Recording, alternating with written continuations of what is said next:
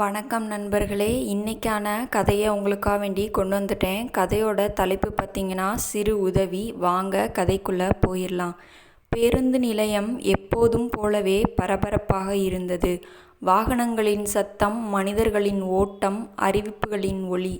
அந்த இடத்தில் யாருக்கும் யாரை கவனிக்க நேரமில்லை. அந்த கூட்டத்துக்குள் ஒரு முதியவர் நின்றிருந்தார். வயது 70க்கு மேல் இருக்கும். தலையில் நரைமுடி, கையில் ஒரு பெரிய கனமான பை. அந்த பையில் அவருடைய வாழ்க்கையே இருந்தது. கிராமத்திலிருந்து மகனை பார்க்க நகரத்திற்கு வந்திருந்தார்.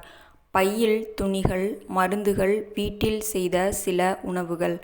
ஆனால் அந்த பை அவருடைய வயதுக்கு மிகவும் கனமாக இருந்தது. பேருந்து வர இன்னும் சில நிமிடங்கள் இருந்தன. முதியவர் பையை கீழே வைக்க முயன்றார். ஆனால் உடல் ஒத்துழைக்கவில்லை. முகத்தில் சோர்வு தெளிவாக தெரிந்தது. பலர் அவரை கடந்து சென்றார்கள்.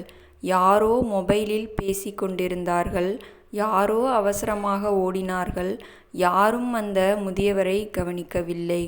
யாரையாவது கேட்டா தொந்தரவு ஆகுமோ என்று அவர் மனதுக்குள் நினைத்தார். அதனால் எதுவும் சொல்லாமல் அமைதியாக நின்றார். அப்போது கூட்டத்திலிருந்து ஒரு இளைஞன் வந்தான். சுமார் 25 வயது. எளிய உடை, கண்ணில் சின்ன சிரிப்பு. அவன் சிறிது நேரம் அந்த முதியவரை பார்த்தான். பிறகு அருகில் வந்து மெதுவாக கேட்டான், மாமா, பை ரொம்ப கனமா இருக்கு போல, நான் உதவி பண்ணட்டுமா என்று.